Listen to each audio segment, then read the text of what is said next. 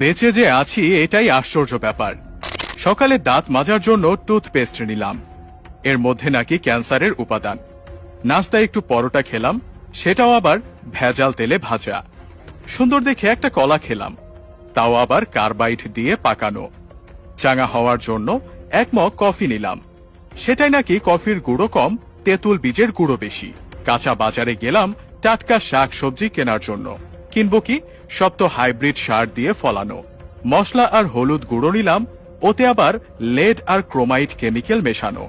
Soybean তেল দিয়ে রান্না করব, সেই তেলের অর্ধেকই নাকি পাম অয়েল মেশানো। মাছ মুরগি খাবো, কিন্তু সেগুলোকে ভেজাল পোল্ট্রি ফিড খাইয়ে বড় করা হয়। গরমের দিনে একটু তরমুজ খেতে মন চাইলো, সেটা নাকি পটাশিয়াম পারম্যাঙ্গানেট দিয়ে লাল করা। বাচ্চাকে আমলিচু খাওয়াবেন, ওগুলোও তো আবার ফরমালিন দেয়া। একটু মিষ্টি খেতে মন চাইলো, জিলাপি নিলাম, সেটা নাকি পোড়া মোবিল দিয়ে মচমচে করা। ইফতারে গলা ভেজাতে শরবত খাবো, তাতে মেশানো হয়েছে ক্ষতিকর রং আর কেমিক্যাল। খেজুর কিনলাম, চড়া দাম নিয়ে ধরিয়ে দিল 3 নম্বরই খেজুর।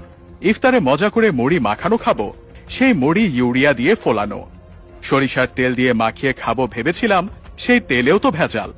সুন্দর দেখে বড় বড় পেঁয়াজু কিনেছিলাম, খেয়ে মনে হলো বড়া খাচ্ছি। আলুর চপে আলুর নামগন্ধ নেই, বেগুনিতে বেগুন খুঁজে পেলাম না।